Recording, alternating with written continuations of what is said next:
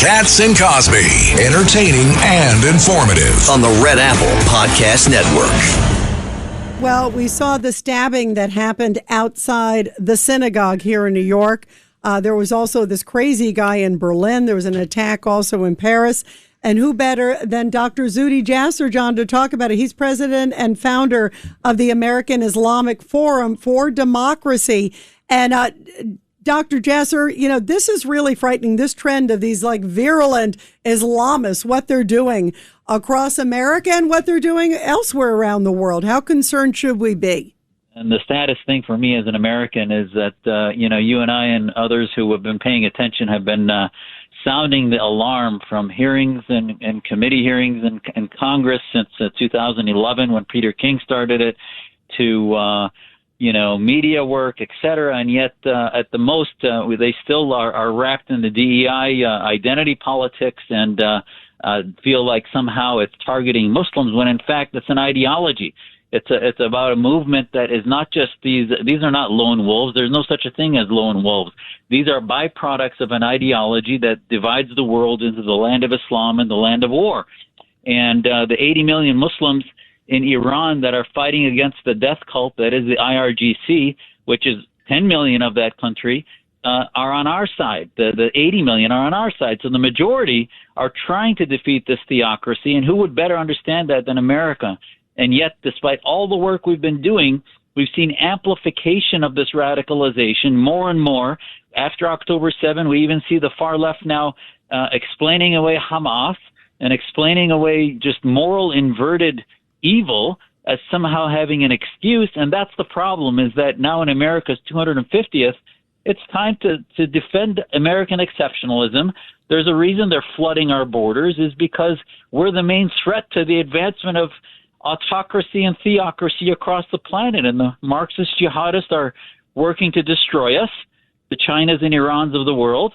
And the way to defend us is to identify the enemy, to begin to, this guy was known to, the guy in Berlin was known to be in and out of traveling to ISIS and back, and a German citizen, and yet they did nothing. And how many examples of this do we need before we reflect and say we're just ushering in our own suicide? Well, speaking of suicide, Zuhdi, you and I have been talking for decades. I think first time I interviewed you on Fox, I think it was like 25 years ago.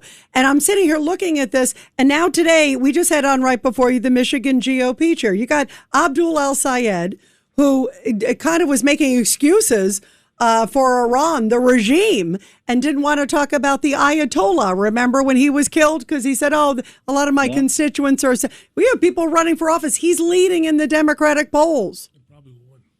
And this is why you're 100% right. This is why I'm running for office at Z4AZ.com, is because, these guys are like a sonic boom, right? We've been, as they accelerate, they've gained more and more fuel through DEI, and now the DSA, the Democrat Socialists of America, have hijacked the Democrat Party, and now they have massive political movements of the far left working with the jihadists, and we need to have someone that can prosecute the case against them in the political arena and say that this is, there's nothing more American than defeating theocracy.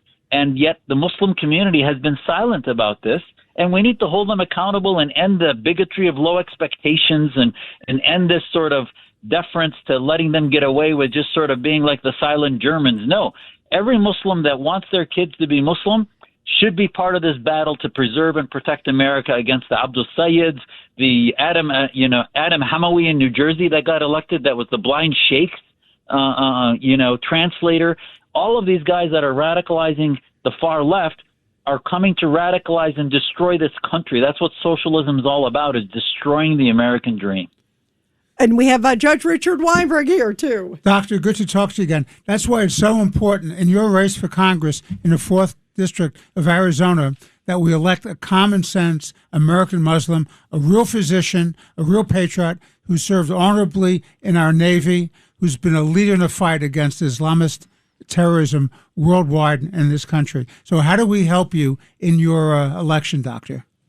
Well, this is a national movement, and every federal race is a national race. And as we were saying at one of the town halls recently, is that all of the races come through, we believe, the 4th district here in Arizona across the country, because these D+3 or 4 districts that are supposedly locked in Democrat districts, the Stanton had a DSA guy run against him who got 35% of the vote.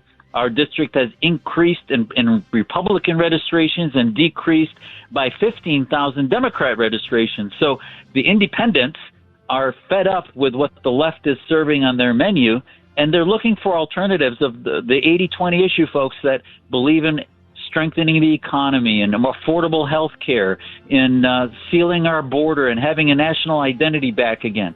So these things can only happen in districts like ours, where we can begin to shift the momentum away from the radicalized party of the left to the independents and conservatives that are really the heart of America, as in the tradition of Ronald Reagan.